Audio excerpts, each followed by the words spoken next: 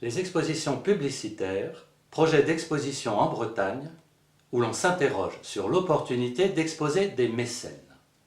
Quand on y pense, l'été 1992, j'ai exposé à Concarneau, entre autres choses, un autocollant faisant la publicité de la fameuse bière bretonne de Morlaix, la Coref.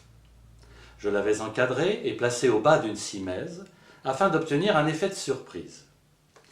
Dans le catalogue ou la brochure de l'exposition, je précisais « Je ne consomme de la Coref qu'en vacances ». Sans trop le savoir, en tout cas en ne le sachant pas assez, j'exposais un mécène potentiel. J'avais bien songé à téléphoner à la maison mère de Morlaix, mais intimidé, je reculai. Le mécène potentiel ne fut apparemment jamais mis au courant. 4 ans plus tard, Gilles Mahé, qui n'en était pas à son premier essai, et moi-même, exposions à Rennes, entre autres choses, dans le cadre de notre école de dessin par correspondance NCDGQAD, des échantillons de produits de la maison de prêt-à-porter APC et des collectors de la maison de production et de diffusion de disques Pias. Dans le cas de APC, nous remercions ce faisant notre sponsor. Dans le cas de Pias, c'était un geste purement gratuit de notre association en direction du monde de la musique. Fièrement, nous déclarions dans le communiqué de presse « Exposer le mécène ou l'ami, c'est peut-être une voie pour le XXIe siècle. Au fait, parlez-en à vos amis. » Puis chacun retourna à ses affaires, qui dans le vêtement, qui dans le disque, et nous, à notre rumination habituelle, contre le fait qu'il faut toujours courir après les moyens financiers pour, simplement, partager ses idées. Marcel Duchamp disait que toute œuvre d'art est un retard, puisqu'entre le moment où l'œuvre est conçue et le moment où elle est reçue, il y a nécessairement un décalage temporel. Sachant cela, étant donné cela, l'artiste doit savoir prendre de l'avance tout en misant sur la patience. C'est ainsi que je m'autorise aujourd'hui à réactiver, comme on dit, l'idée d'exposer le mécène.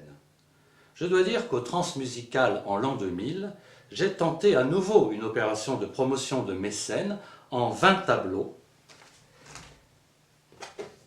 mais dans le contexte sonore de l'événement, et malgré la présence de flyers colorés, le tout passa totalement inaperçu.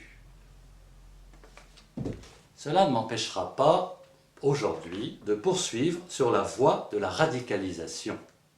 Le projet dont je parle consiste donc à se présenter comme un artiste promoteur de mécène. Un metteur en scène un peu spécial de produits d'entreprise.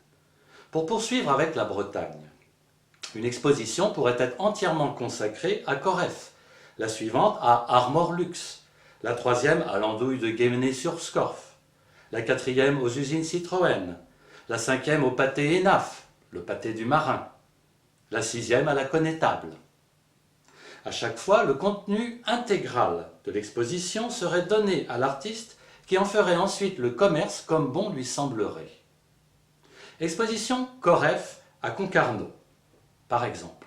400 bouteilles de bière brune, ambrée, blonde, 600 autocollants, 40 t-shirts, 12 décapsuleurs, un CD-ROM sur le Léon. Exposition Armor Luxe à Brest.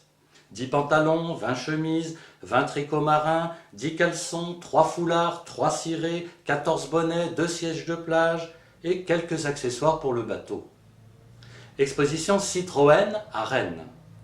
Une Citroën neuve avec GPS sur fond blanc. Ajoutez les andouilles artisanales, les bons pâtés, le maquereau vin blanc, et le promoteur de mécène devient un personnage aisé. Du point de vue du mécène, l'expérience de l'artiste en matière d'accrochage ou d'idées ne peut que contribuer au bénéfice de la maison. Un échange pur, pas de subvention, pas de vente pénible à concrétiser. On commence quand ?